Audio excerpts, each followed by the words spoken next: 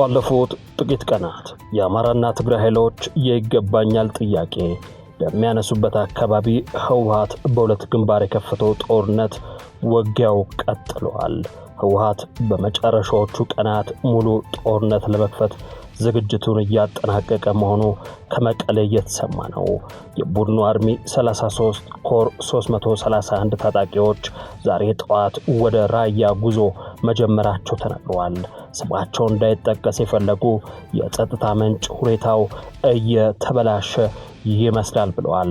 በዚህ ምክንያት በትግራይ ክልል የሚገኙ ባንኮች ለደንበኞቻቸው ከ2000 ብር በላይ ገንዘብ መስጠት አለመቻላቸው ተሰምቷል።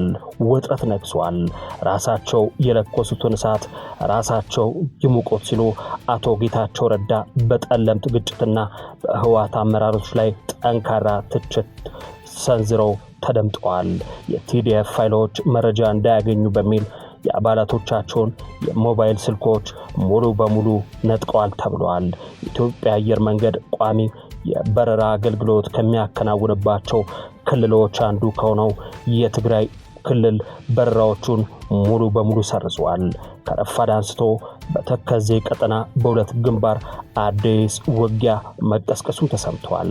እነዚህን ጨምሮ የጦርነቱን አሁናዊ መረጃዎች በዝርዝር ታደምጣላችሁ።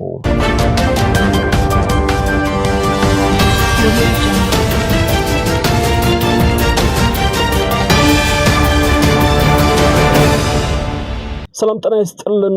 የሀገር ድምጽ ሚዲያ ቤተሰቦች ከላይ ያደመጣችኋቸው ጉዳዮች ጨምሮ ሌሎች ያልተሰሙ ሰበር መረጃዎችን በመያዝ የሰዓቱ የመረጃ ክፍለ ጊዜ ተጀምሯል።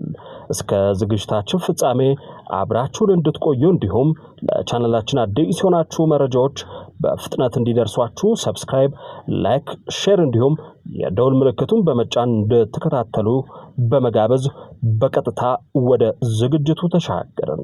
ህወሓት መገንጠልን ግቡ በማድረግ በአራት አቅጣጫ ጦሩን አንቀሳቅሷል። ከጥር 18 ቀን ጀምሮ ውጊያ ከተካሄደባቸውና ከተነሳባቸው የምስራቅና ምዕራብ ጠለምት አካባቢዎች በተጨማሪ በሌሎች ወሳኝ ግንባሮች ፉል ስኬል ዋር ለመክፈት የሰው ኃይል ሎጂስቲክና የመረጃ ቅንጅቶችን እያደረገ ነው። በጠለምት ቀጠናዎች እስካሁን በታወቀ መረጃ 3 አርሚ አስገብቷል። አርሚ 11፣ አርሚ 13፣ አርሚ 35 የተባሉት ሲሆኑ ቁጥሩ ከዚህም ሊበልጥ ይችላል ተብሏል። ከዋልድባ መድኃኔዓለም ታችኛው ገጽ የወልቃይት አናትና የጠገዴ መሻገሪያ የአርማደጋ ወሳኝ በር በትላንትናው ዕለት መያዙ ተረጋግጧል። ይህኛው ኃይል ወልቃይትና ወደ ጠገዴ ወሳኝ ክፍሎች ሰብሮ ለመግባት የተዘጋጀ መሆኑም ተነግሯል። በሽራሮ በኩል ተከዜን ተሻግሮ ወደ ቃፍታ ሁመራ፣ በደደቢት ወደ ቆራሪት አቅጣጫ በሂዩማን ዌቭ አታክ ለመግባት አስበዋል። በሱዳን ያለው ታጣቂ ኃይል ከመቼውም ጊዜ በላይ የትጥቅ አቅም ፈጥሯል። አርሚ 7 3 ኮሮችና 1 ኮማንዶ ክፍለ ጦር ከመዋቅሩ ባሻገር ለዚሁ ዘመቻ ሌሎች ስልጠናዎችን ሲሰጥ ቆይቷል። ይህንን የወልቃይት አስተዳደር ጠንቅቆ ያውቃል ነው የተባለው። ድንበር አካባቢ ሸረሪና ላይ ያለው ኮር 701 አዛዡም ኮሎኔል ጸጋ ኃይል እንዲጨምረው ተደርጓል። መሃል ሱዳንና ዋድ መደኒ ላይ ሆነው የአልቡርሃንን ጦር ደግፈው ሲዋጉ የቆዩት በዮሐንስና በመብራሃቶም የሚመሩት ኮር 702 እና ኮር 703 ተንቀሳቅሰዋል። ወዲ ነጮ ተብሎ የሚጠራው አንድ ክፍለ ጦር ኮማንዶም በተመሳሳይ ከዋድ መደኒ ወደ ጠረፍ ኃይል እንዲያንቀሳቅስ ተደርጓል። የአርሚ 7 ከፍተኛ አመራሮች ጄኔራል ሙዘይ መኮንን አዛዥ፣ ግዳይ ኃይሉ ወዲ ፊውዳል ምክትል፣ ምሩጽ መረጃ ተወልደ ሎጂስቲክ በመሆን እየመሩት ይገኛል። ቀጥተኛ ትዕዛዝ የሚወስዱት በነፍሳ ማንጁስ ከሚመራው አዲሱ ኮማንድ መሆኑን መረጃዎች ያሳያሉ። የህወሓት ቡድን ለታጣቂ ኃይሉ ለዚሁ ዘመቻ ዝግጅት ያደረገው የአመራር ምደባን ስንመለከት የህወሓት ታጣቂ ዋና አዛዥ ብርጋዴር ጄኔራል ኃይለሥላሴ ግርማይ ወዲ እምበይተይ፣ የዘመቻ መምሪያ ኃላፊ ደግሞ ሜጀር ጄኔራል ዮሐንስ ወልደ ጊዮርጊስ ጆን መዴድ፣ የስልጠና ክፍል ኃላፊ ብርጋዴር ጄኔራል ምግበይ ኃይሌ ሲሆኑ የህወሓት ወታደራዊ መረጃ ኃላፊ በመሆን የተመደቡት ደግሞ ሜጀር ጄኔራል ማሾ በየነ ናቸው። ሌተናል ጀነራል ፍስሐ ኪዳኑ ፍስሐ ማንጁስ የጊዜ አስተዳደሩን ሀብት የውጭ ክፍልና የውጭ ግንኙነት በሀብት በመረጃና በግንኙነት የመምራት ኃላፊነት ይዟል። እነዚህ ለአብነት ተጠቀሱ ወታደራዊ አመራሮች የውጊያ ዝግጁነትን ከማረጋገጥ ባለፈ የውጊያ ጭንቅላት ሆነው እንደሚያገለግሉ በፖለቲካ አመራሩ ዘንድ ታምኖባቸዋል። በእስካሁኑ አሰራር የታጣቂ ቡድኑ ዋና አዛዥ ሌተናል ጀነራል ታደሰ ወረደ እንደሆነ ቢታወቅም ይህ አዲሱ ኮማንድ ታደሰን ያንሳፈፈ ሆኗል። በኮሚቴው ይወስኑ ከነበሩ አሰራሮች ሰውየውን ማሸሽ ከጀመሩ ሰነባብተዋል። በሌላ በኩል የጦርነቱ ቅድመ ዝግጅት ቁልፍ ጉዳይ የሆነው የህወሓት ጀነራሎች የጦርነት ወታደራዊ ኮማንድ ማዕበል ሆና የተመረጠችው ቦታ አዲ ጸጸር ወይም ሽራሮ አካባቢ ነች። በተጨማሪም ከባድ መሳሪያዎቻቸውንም ከቦታ ወደ ቦታ እያንቀሳቀሷቸው እንደሆነ ተጠቁሟል።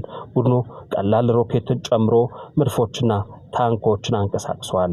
ወደ አዲ ጸጸርና የጭላ ወስዶ ያከማቻቸው ከባድ መሳሪያዎች እንዳሉም ምንጮቻችን አክለው ተናግረዋል።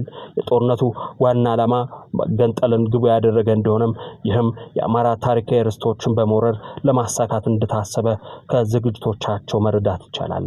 በሱዳን ባለው የሰው ኃይል ስምሪት ገብረ ሕይወት ወዲ ዝራብ ሀጎስና አረጋ የሚባሉት ስማቸው በተደጋጋሚ የሚነሳ የተዋረድ አመራሮች ናቸው። አርሚ 7 ሱዳን ውስጥ በሶስቱም ማሰልጠኛዎቹ ስልጠናቸውን ያጠናቀቁ ታጣቂዎች ዝግጁ አድርጓል። ወያኔ በሱዳን በኩል ውጊያ ለመክፈት የሚጠብቀው አገዛዙ በጉዳዩ ላይ የሚሰጠውን መግለጫና ይዘት ብቻ ነው። ቀጠናዊ ሁኔታዎችና ተለዋዋጭ ክስተቶችን አጢኖ ከዛ በፊትም ሊጀምረው ይችላል። የሆነ ሆኖ ህወሓት የከፈተው ጦርነት በሁለት ግንባር ውጊያው ቀጥሏል። ከረፋድ አንስቶ በተከዜ ቀጠና በሁለት ግንባር አዲስ ውጊያ መቀስቀሱን ተሰምቷል። አንደኛው ግንባር በተከዜ ቀጠና ምስራቅ ጠለምት ሚጫራ በተባለ ስፍራ ሲሆን ሁለተኛው ውጊያ የተቀሰቀሰበት ግንባር ደግሞ በምዕራብ ጠለምት አንበሳ መቃብር ተብሎ በሚጠራው አካባቢ ነው ተብሏል። በምስራቅ ጠለምት ሚጫራ በተባለ ስፍራ በነፍስ ወከፍና በቡድን መሳሪያዎች የታገዘ ውጊያ እየተደረገ እንዳለም ተነግሯል። ከሰሞኑ የድሮን ጥቃት የተፈጸመበት ሚጫራ አቅራቢያም የሚገኝ ቀበሌ መሆኑም ታውቋል። በትላንቱ የድሮን ጥቃት የህወሓት ወታደሮችና ወታደራዊ መሳሪያዎች ላይ ከፍ ያለ ኪሳራ ማጋጠሙ ለማወቅ ተችሏል።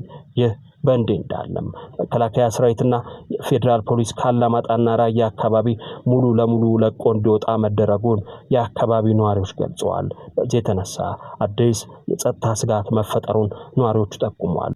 ዛሬ ጠዋት ከ2 ሰዓት እስከ 4 ሰዓት ድረስ የድሮን አሰሳ ሲደረግ ማርፈዱንም ጠቁሟል። ከወልዲያ ወደ መቀሌ ሲጓዙ የነበሩ ተሳፋሪዎች ቆቦ ሲደርሱ ችግር አለ ተብለው መመለሳቸውንም ምንጮች አያይዘው አመልክተዋል። በሌላ በኩል ህወሓት በሰሜን ጎንደር ጠለምት የከፈተው ውጊያ ለሁለተኛ ቀን ቀጥሏል። በትላንትናው ዕለት በምዕራብና በምስራቅ ጠለምት በኩል የከፈተው ውጊያ ዛሬ በተለይም በምስራቅ ጠለምት በክፍለ ጦሮች ደረጃ የተዋቀረ ኮር በማሰለፍ ውጊያው ለሁለተኛ ቀን መቀጠሉን ከቦታ ያገኘነው የዓይን እማኞች ማረጋገጥ ችለናል። በምዕራብ ጠለምት በኩል የህወሓት ጦር በከፍተኛ ሁኔታ መመታቱን ተከትሎ ወደ ኋላ የተመለሰ ሲሆን በዚህ ምክንያት ውጊያው ቆሟል። በምስራቅ ጠለምት ያለው ውጊያ ዛሬ ቀጥሎ ያለ ሲሆን ሰራሪ ላይ አፍላ ውጊያ እየተደረገ ሲሆን በዚህ ቀጠና የአርሚ 11 ባድመ ክፍለ ጦር በከባድ መሳሪያ ታግዞ እየተዋጋ ነው ተብሏል። የህወሓት አርሚ 35 ተከዜን ተሻግሮ በውጊያ ጥቃት ለመከላከልና ለመመለስ የታለመ ስልታዊ ዝግጅት እንደሆነ ተናግረዋል። ይሁን እንጂ በአግበ ሸግን አዲ ወያኔ ጅጅቀ የጭላ አካባቢ የሚገኘው የአርሚ 60 ሜካናይዝድ ክፍል የድሮን ኢላማ ውስጥ መግባቱን በመረዳቱ በከፍተኛ ስጋት ውስጥ ይገኛል። ይህንን ኦፕሬሽን በሚስጥር ለመጠበቅ ሲባል ጥብቅ የደህንነት እርምጃዎች እየተወሰዱ ነው። የቲዲኤፍ ፋይሎች መረጃ እንዳያገኙ በሚል የአባላቶቻቸውን የሞባይል ስልኮች ሙሉ በሙሉ ነጥቀዋል። ይህም በቀጠና ያለውን የኃይል አሰላለፍ ወደ ከፋ ግጭት ሊወስደው እንደሚችል ተገማች ሆኗል። ይህ በእንዲህ እንዳለም ራሳቸውን የለኮሱትን እሳት ራሳቸው የሙቆት ሲሉ አቶ ጌታቸው ረዳ በጠለምት ግጭትና በህወሓት አመራሮች ላይ ጠንካራ ትችት ሰንዝረዋል። የቀድሞ የትግራይ ጊዜ አስተዳደር ፕሬዝዳንትና የአሁኑ የስምረት ፓርቲ ሊቀመንበር አቶ ጌታቸው ረዳ በክልሉ ያለውን የፖለቲካ ውጥረት ወደ አደባባይ በማውጣት የቀድሞ ጓደኞቻቸውን ወጣቱን ለስልጣን ጥማት ሲሉ ወደ እሳት እየማገዱ ነው ሲሉ በከባድ ቃላት ወቅሰዋል። አቶ ጌታቸው ረዳ ባወጡት ጽሑፋቸው እንዳመላከቱት በፌዴራል መንግስትና በትግራይ ኃይሎች መካከል የተደረሰውን የፕሪቶሪያ ስምምነት ተፈጻሚ እንዳይሆን እንቅፋት እየሆኑ ያሉት የስልጣን ጥማት ያደረሰባቸው የህወሓት ቡድኖች ናቸው ሲሉም ወርፈዋል። ይህን ንግግር በወታደራዊ ክንፍ ውስጥ ያለውን ስትራቴጂያዊ ክፍተትና የኃይል ዋጋን ያላገናዘበ አካሄድ የሚያጋልጥ ነው ተብሏል። አቶ ጌታቸው እንደሚሉት የአካሄድ አለው ለመባል ብቻ የሚደረግ የፖለቲካ ቁማር እንጂ ወታደራዊ ድልን የሚያመጣ አይደለም ይላሉ የቀድሞ ቃል አቀባይ። በትግርኛ ሲናገሩም ባዕሎም ዛጎዷ ሐዊ ባዕሎም ይሰህንዋ የለኮሱትን እሳት ራሳቸው ይሙቁ ሲሉ ጽሑፋቸውን ደምድመዋል። በተመሳሳይ በትግራይ ፖለቲካ ንቁ ተሳትፎ ያላቸው ተብሎ የሚጠሩት አክቲቪስት አሉላ ሰለሞን በአሁኑ ወቅት በትግራይ ክልል የታየውን የጦርነት እንቅስቃሴ በመቆም ጦርነትን እንጠየፍ ሳይ ኖ ቱ ዋር የሚል መልእክት በማህበራዊ ትስስር ገጹ ላይ አጋርተዋል። አክቲቪስቱ በይፋዊ የማህበራዊ ትስስር ገጹ ላይ ባሰፈረው መልእክት ዳግም ወደ ጦርነት መግባት እንደማይገባና የጦርነቱን አውዳሚነት በመጥቀስ ተቃውሞውን ገልጸዋል። አክቲቪስቱ ከ2 ዓመት በፊት በነበረው የሰሜኑ ጦርነት ወቅት ጦርነት ባህላዊ ጨዋታችን ነው በማለት በሰጠው አስተያየት በወቅቱ ከፍተኛ ትችትና ተቃውሞ ሲስተናገድበት እንደነበር በተያያዘ ዜና በኢትዮጵያ በመንግስትና በትግራይ ኃይሎች መካከል ዳግም ግጭት መቀስቀሱ የተዘገበ ሲሆን የሁኔታውን መበላሸት የበራዎች መቋረጥ ምክንያት መሆኑን የጸጥታና የዲፕሎማቲክ ምንጮች ገልጸዋል ተብሏል። በሰሜን ኢትዮጵያ በፌዴራሉ መንግስትና በትግራይ ኃይሎች መካከል ዳግም ግጭት የተቀሰቀሰ ሲሆን ክልሉ አሁንም በከባድ ጦርነትና በቅርብ ጊዜ በተደረጉ ከፍተኛ የዓለም አቀፍ እርዳታ ቅነሳዎች ምክንያት በከፋ ቀውስ እንደሚገኝ በአልጀዚራ ዘገባ ተመላክቷል። ግጭቱ የበረራዎች መቋረጥን ያስከተለ መሆኑን የጸጥታና የዲፕሎማቲክ ምንጮች ሐሙስ ለፈረንሳይ የዜና ወኪል አዣንስ ፍራንስ ፕሬስ ነግረውታል። ባለፉት ጥቂት ቀናት የአማራና ትግራይ ኃይሎች ይገባኛል ጥያቄ በሚነሱበት ጠለምት በተባለ አካባቢ ግጭቶች ተቀስቅሰዋል ሲሉ ምንጮች ለኤፍፒ ተናግረዋል። ስማቸው እንዳይጠቀስ የፈለጉ የጸጥታ ምንጭ ሁኔታው እየተበላሸ ይመስላል ብለዋል። በ2013 ዓ.ም የተጀመረው የሰሜን ኢትዮጵያ ጦርነት በ2015 ዓ.ም ከመቆሙ በፊት በመቶ ሺዎች የሚቆጠሩ ሰዎችን ገድሏል፣ በሚሊዮን የሚቆጠሩትን አፈናቅሏል። አልጀዚራ ባለፉት ጥቂት ቀናት በትግራይ ውስጥ በህፃጽ ከሚገኝ በአብዛኛው እንደ አሜሪካ ዓለም አቀፍ የልማት ኤጀንሲ ዩኤስኤድ ባሉ ሰብአዊ ድርጅቶች በሚረዳውና በድህነት የተጎዳው መንደር አንድ ዘገባ አሰራጭቶ ነበር። ዩኤስአይዲ በአንድ ወቅት ኢትዮጵያ ትልቁ የሰብአዊ እርዳታ ምንጭም ነበር። ነገር ግን ይህ ሁኔታ ከአንድ ዓመት በፊት የአሜሪካው ፕሬዝዳንት ዶናልድ ትራምፕ ስልጣን ሲይዙና ወዲያውኑ የኤጀንሲውን ስራ ሲያፈርሱ እንዲሁም በመላው ዓለም ያለውን የገንዘብ ድጋፍ ሲያቋርጡ በድንገት ተለውጧል። በትግራይ የዓለም አቀፍ የምግብ ፕሮግራምን ጨምሮ ሰብአዊ ድርጅቶች እስከ 80% የሚሆነው ህዝብ የአስቸኳይ ጊዜ ድጋፍ ያስፈልገዋል ይላሉ። ነገር ግን ብዙዎች እንደሚሉት ኢኮኖሚያም ሆነ ህዝቧ ከዓመታት ግጭት በኋላ አሁንም በከፋ ሁኔታ ውስጥ የሚገኙት እንደ ትግራይ ላሉ ክልሎች የሚመጣው እርዳታ በጣም ጥቂት ነው። በትግራይ ክልል የሚገኙ ባንኮች ለደንበኞቻቸው ከ2,000 ብር በላይ ገንዘብ መስጠት አለመቻላቸው አሁን የተሰማ መረጃ ነው። ይህንን መጠን ለማውጣትም ረጅም ወረፋ መጠበቅ ግድ ይላል ነው የተባለው። ህወሓት በመጪዎቹ ቀናት ሙሉ ጦርነት ለመክፈት ዝግጅቱን እያጠናቀቀ መሆኑ ከመቀለ እየተሰማ ነው። የቡኑ አርሚ 33 ኮርስ 331 ታጣቂዎች ዛሬ ጠዋት ወደ ራያ ጉዞ መጀመራቸው ተሰምቷል። ከዚህ በኋላ ምን ይመጣል አብረን የምናየው ይሆናል። የተወደዳችሁ የሀገር ድምጽ ቤተሰቦች ለሰዓቱ የተሰናዳው አበይት መረጃ ክፍለ ጊዜ የተከታተላችሁትን ይመስል ነበር። ስለተከታተላችሁን ከልብ አመሰግንን። ለቻናላችን አዲስ ሆናችሁ መረጃዎች በፍጥነት እንዲደርሷችሁ ቻናላችንን ሰብስክራይብ፣ ላይክ፣ ሼር እንዲሁም የደወል ምልክቱን በመጫን እንድትከታተሉን በመጠየቅ በዚሁ ተሰናበትን። ሰላም ለምድራችን፣ ሰላም ለኢትዮጵያ።